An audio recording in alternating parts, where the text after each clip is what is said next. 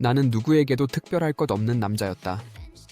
32 중견 중소기업의 품질관리팀 대리, 대출로 맞춘 중고차 한 대, 통장에 월급 들어오면 반은 어머니 드리고 반은 공과금과 월세로 빠져나갔다.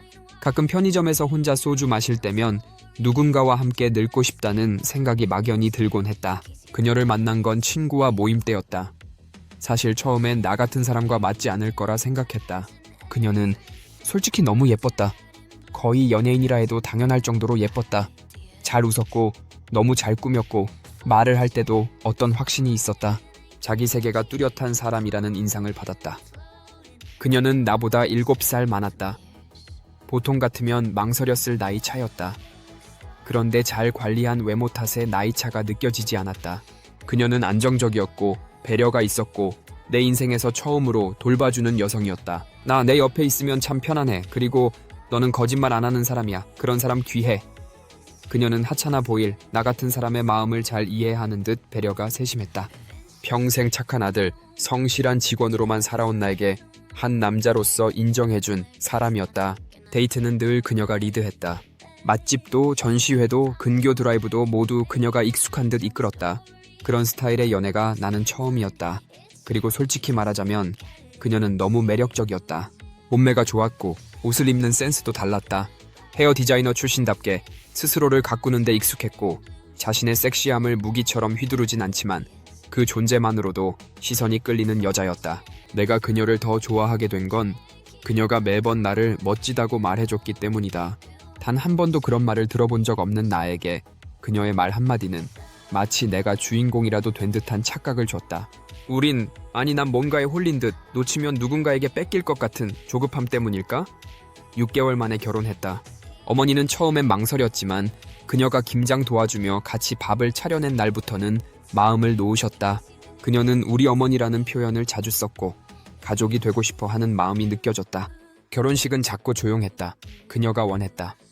지나간 건 지나간 거야. 난 보여주기식 결혼은 싫어. 그땐 몰랐다. 그 말 속에 무엇이 숨어 있었는지를 말이다. 결혼 후 첫 3개월은 정말 꿈 같았다. 아침이면 따뜻한 된장국 냄새, 퇴근하고 들어오면 반소매 티셔츠 차림의 그녀가 왔어? 하며 웃는 모습, 거실에 놓인 2잔의 와인잔, 작은 식탁 등 모든 게 내 인생에서 처음 경험하는 진짜 가정이었다. 그런데 이상했다. 시작은 아주 작고 미세한 균열이었다. 그녀는 내 핸드폰은 자연스럽게 만지면서 자기 폰에는 늘 지문인식과 패턴이 이중으로 걸려 있었다. 화장실 갈 때도 베란다 나갈 때도 핸드폰은 항상 손에 들고 다녔다. 나는 처음엔 신경 쓰지 않으려 했다. 자유로운 사람이고 예민한 사람일 수 있다고. 하지만 어느 날 새벽 3시쯤 그녀가 몰래 거실에서 전화통화를 하는 걸 들었다. 귓가에 닿을 듯 낮은 목소리, 웃음이 섞인 농담. 오빠가 그 말 하면 안 되지.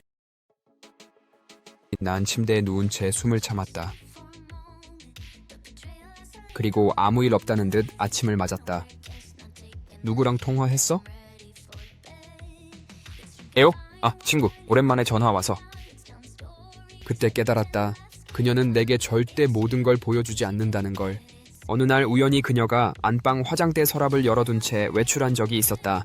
그 속엔 우리가 연애하던 시절 찍은 사진이 아닌 어떤 남자와 호텔 수영장에서 찍은 사진, 화려한 바디 프로필, 어깨에 입맞춤하는 남자의 모습이 담긴 옛 핸드폰이 있었다. 심장이 얼어붙는 기분이었다. 나는 며칠 동안 아무 말도 못했다. 그녀는 내가 평소보다 말이 없자 물었다. 무서운 일 있어? 요즘 왜 그래?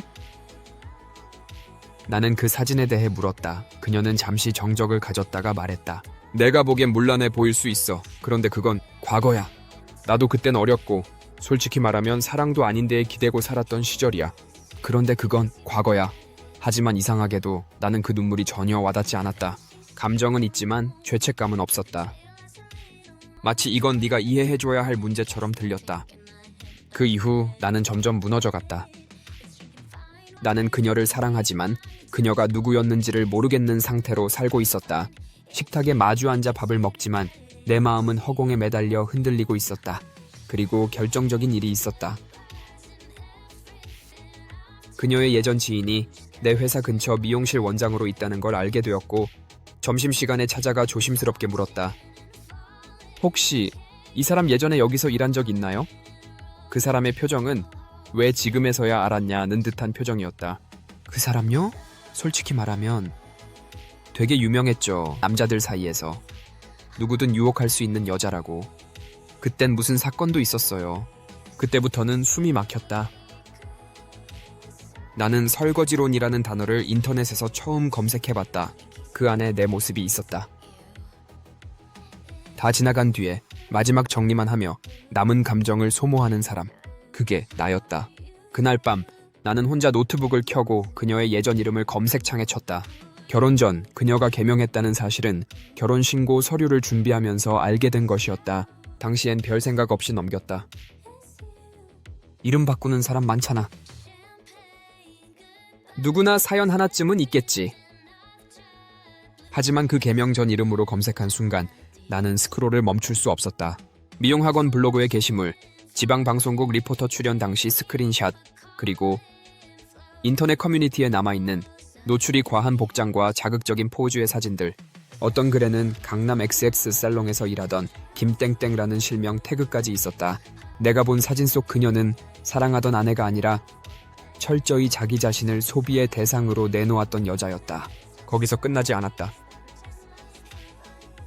내가 확인한 그 미용실 원장과 다시 만났을 때 그는 이렇게 말했다. 그쪽이 남편이세요? 솔직히 말해도 돼요? 그 사람 예전에 술집에도 있었어요. 청담 쪽에서 VVIP 상대 전담이었다니까요. 거기선 한 달에 1,000만 원 넘게 벌기도 했대요. 나는 그대로 숨이 멎는 줄 알았다. 입 안이 바짝 말랐고 손끝이 떨렸다. 무서운 소리세요? 내가 떨리는 목소리로 묻자 원장은 담담하게 말했다. 아마 결혼 전에 다 끊고 나온 것 같긴 해요. 근데 그쪽한테 말 안 했다면 그건 좀... 집에 돌아오는 길 나는 창문에 비친 내 얼굴을 보며 생각했다. 내가 사랑한 사람은 도대체 누구였던 거지? 그녀는 나를 선택한 게 아니라 과거를 지우기 위해 날 이용한 거 아닐까? 그날 밤 난 처음으로 그녀에게 소리쳤다. 떼어, 왜 나한테 말 안 했어? 왜 숨겼냐고. 월, 너 청담에서 일했던 거 유흥 쪽이었다면서? 누가 그런 말 해? 상관없어. 사진도 봤고 네 과거 다 들었어. 그녀는 한참을 말없이 있다가 눈을 치켜뜨고 말했다. 그래, 했어. 그게 어때서? 나 죽을 만큼 힘들던 시절이었어.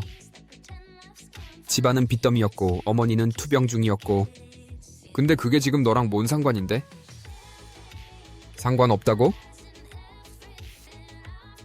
난 네가 내 인생의 첫 여자였어. 너 하나만 보고 살겠다고 그렇게 믿었는데. 그래서 너 같은 애가 내가 겪은 세월을 이해할 수나 있어?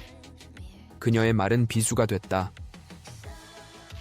나를 사랑해서 결혼한 것이 아니라 자신의 과거를 덮기 위해 착한 남자인 나를 선택한 것이었다는 사실이 너무나 명확해졌다. 나는 그날로 집을 나왔다. 회사 근처 고시원에 짐을 옮겼고 며칠을 말없이 지냈다. 그러다 우연히 법률구조공단이라는 곳을 알게 됐다. 온라인으로 무료 법률 상담을 신청했고 며칠 후 사무국에 들러 변호사와 상담을 받았다. 혼인 전 과거를 숨긴 것이 반드시 사기 혼인으로 인정되진 않지만 상대가 이를 의도적으로 은폐하고 혼인 자체를 정상적인 결합으로 오인하게 했다면 혼인 취소 청구나 위자료 청구가 가능할 수 있습니다. 변호사의 말에 나는 묻듯이 말했다. 그럼 제가 사기당한 거라는 뜻인가요? 결혼이란 건 기본적으로 신뢰 위에 서야 하니까요. 그 순간 나는 처음으로 이 결혼을 끝내야 한다는 확신이 들었다. 사랑이 식어서가 아니라 진실이 없었던 사랑은 사랑이 아니었기 때문이다. 나는 소장을 작성했다. 한 문장 한 문장 고통 속에서 썼다.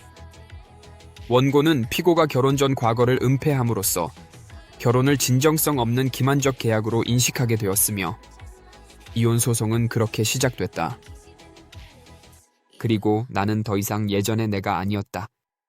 이혼 소장을 접수한 지 3주 뒤 법원에서 조정기일 통지서가 도착했다. 서류 겉봉투를 열어보는 손이 이상하리만큼 차가웠다. 귀하와 피고 간의 혼인관계에 관한 조정기일이 아래와 같이 지정되었으니 정해진 시간에 출석 바랍니다. 그날은 5월의 끝자락, 햇볕이 무심하게 따가운 날이었다. 서울가정법원 조정실 앞에서 그녀를 마주했다. 그녀는 여전히 잘 꾸며진 모습이었다. 하지만 그 눈빛엔 질문도 후회도 두려움도 없었다. 소장 잘 봤어. 참 글은 잘 쓰더라. 우습기지 마. 뭐 네가 원하는 게 이혼이면 나도 굳이 매달릴 생각 없어. 그녀는 담담했다. 너무나도 낯설 정도로. 조정위원은 말했다. 부부간의 신뢰 파탄이 명백한 것 같군요. 혹시 재결합 의사는 전혀 없으신가요? 나는 고개를 저었다. 그녀도 그랬다. 조정은 결렬되었고 정식 재판으로 넘겨졌다. 그녀는 변호인을 선임하지 않고 직접 답변서를 제출했다. 답변서엔 이렇게 적혀 있었다. 원고는 제 과거를 문제 삼지만 혼인 후 저는 충실한 아내였고 신체적, 정신적 외도나 부정행위는 없었습니다. 또한 혼인 전 과거를 고백하지 않았다는 이유만으로 이혼과 위자료를 청구하는 것은 부당하다고 생각합니다. 나는 다시 법률구조공단을 찾아가 상담을 받았다. 변호사는 말했다. 혼인 전 과거 은폐는 혼인 취소 요건이 될 수도 있지만 사생활 침해와 개인의 판단 미숙 사이에서 법원이 고민합니다. 하지만 원고가 받은 정신적 충격과 피고의 사실 은폐의 고의성이 드러나면 위자료 일부는 인정될 가능성이 있습니다. 1심 재판은 길지 않았다. 나는 모든 자료를 제출했다. 사진, 문자, 녹취록, 그리고 당시 그녀 지인과의 증언서까지. 법원은 최종적으로 판결을 내렸다. 혼인의 본질이란 상호 신뢰와 성실 의무다. 피고는 원고가 혼인의 판단을 할 수 없도록 자신의 과거를 고의로 은폐했으며 이는 신뢰를 깨는 중대한 행위로 인정된다. 재판부는 이혼을 인용했고 위자료 500만 원을 피고가 지급하라는 판결을 내렸다. 내가 청구한 3천만 원에는 한참 못 미쳤지만 나는 그 순간 처음으로 어딘가에 내가 인정받았구나 싶었다. 나는 지금 혼자 산다. 처음엔 허전했다. 식탁에 놓인 접시 하나, 고요한 저녁, 퇴근 후 방 안의 정적, 그 모든 것이 누군가를 그리워하게 만들었다. 하지만 그리움은 후회가 아니었다. 그건 내가 진짜 나로 살기 위해 겪어야 했던 과정이었다. 다시 연애할 용기는 나지 않는다. 사람을 믿는 일, 함께 산다는 일, 그 모든 게 이제는 조심스럽기만 하다. 그래도 나는 안다. 내가 잘못된 건 아니라는 것. 내가 어리석었던 것도 바보였던 것도 아니라는 것. 그녀는 지금 어디서 어떻게 사는지 모른다. 하지만 이제 상관없다. 나는 내 이름으로 살아간다. 더 이상 누구의 과거를 설거지하지 않는 사람으로.